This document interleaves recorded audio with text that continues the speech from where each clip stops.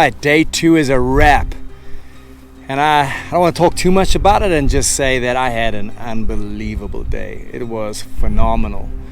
All the water crossings, the amount of mountains up and down you went through the trails and everything.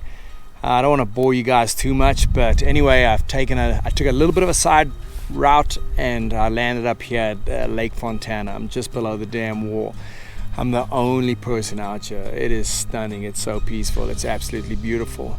I said I would catch you up on my last night's sleep. So what happened was it was a little colder than I expected, and my air mattress, my blow-up air mattress, decided to deflate.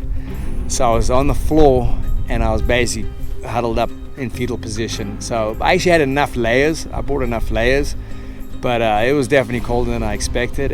But the whole night sleeping without that air mattress, it was something else. Anyway, that campground was great. If you guys need a place to stay, if you're just stopping over in Tellico Plains, you're on the trail or whatever, the hosts there are phenomenal, and the people that were camping there, they were so cool. They were offering me food and blankets and everything else. So I was a shout out to all the campers over there. I really appreciate it. It was a great time. I had a really good time. Anyway, let me sign out. I'm gonna make some dinner, and we'll see what tomorrow brings. Cheers.